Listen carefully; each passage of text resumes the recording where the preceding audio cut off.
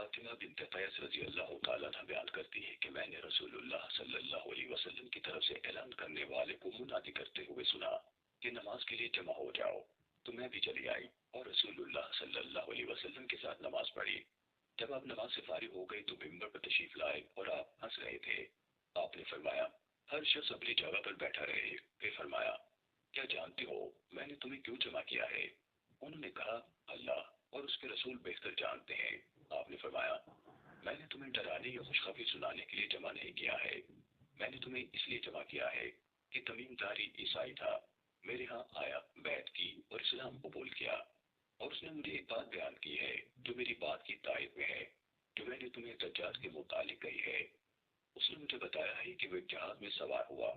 उसके साथ कबीला लखम और जुजाम के 30 आदमी थे। जहाज को तूफानी मौजों ने आ लिया जो उन्हें 1 महीने तक परेशान किए रही, और वो सूरज गुरूब होने के वक्त एक जजीरे के पास पहुंचे और एक छोटी कश्ती में सवार होकर जजीरे में जा उतरे।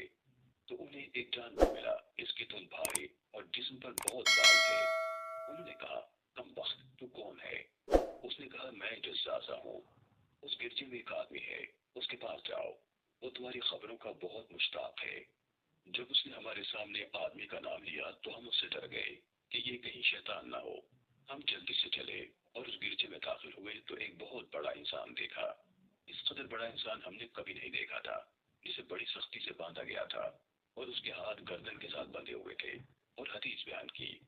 उसने उनसे शाम के नखलिस्तान, बैसाल, चश्मा ज़ुगर और नबी उम्मी सल्लल्लाहु अलैहि वसल्लम के मुतालिक पूछा और कहा कि मैं ही मसीह दज्जाल हूँ। अनकरीब मुझे निकलने की इजाजत मिल जाएगी। नबी सल्लल्लाहु अलैहि वसल्लम ने फरमाया, दज्जाल शाम या यमन के समुंदर में है, नहीं बल्कि मशरिक की तरफ में है। 2 बार फरमाया। आपने अपने हाथ से मशरिक की तरफ इशारा फरमाया।